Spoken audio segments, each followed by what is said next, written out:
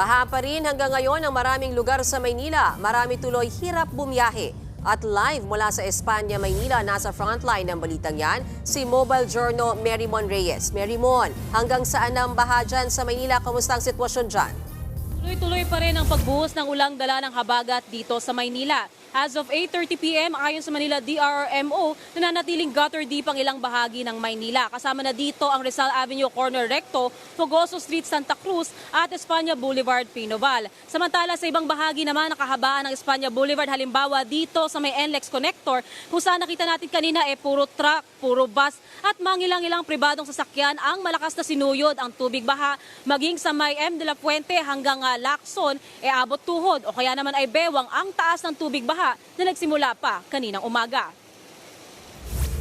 Sa tindi ng buhos ng ulan sa lungsod ng Maynila, halos mag-zero visibility sa kuhang ito ng isang netizen.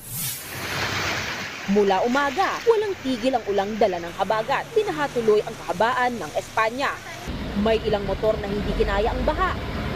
Hindi naman alintana ng mga batang ito ang peligro sa pagligo sa baha. Ang ilang estudyante sa Espanya, tinaas na ang suot na paldang uniform at tinanggal na ang sapatos para makatawid sa mataas na baha. Hindi sila agad makauwi matapos suspendihin ang klase dahil walang masakyan. Dismayado rin ang ilang estudyante sa late class suspension sa Taft Avenue. Dapat alam nila na yung situations ng mga estudyante at situation ng Manila pag maulan na ganito is ganun, na madaling magbaha.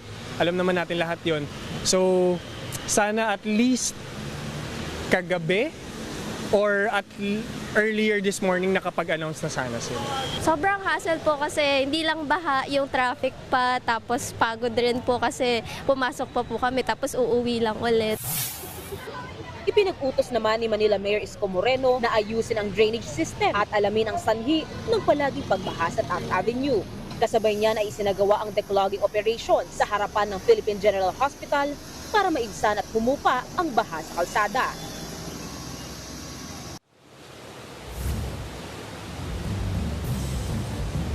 Nag-anunsyo na rin kanina si Manila Mayor Isko Moreno na suspendido na ang lahat ng face-to-face classes sa lahat ng antas ng paaralan, pati ang government offices. Ngayong alas 11 rin na isasara naman ang northbound at southbound na linya mula UN Taft Avenue hanggang Nakpil.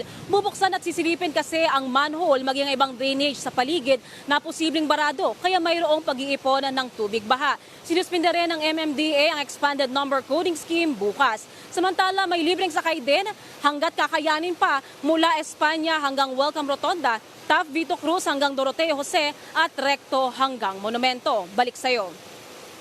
Maraming salamat, Merymon Reyes. Ingat kayo ng iyong team dyan. Mga kapatid, Mean Los Baños po, huwag magpahuli sa mga balita at impormasyong dapat ninyong malaman. Para sa mas malawak na balitaan at diskusyon, mag-follow at mag-subscribe na sa social media pages ng News 5.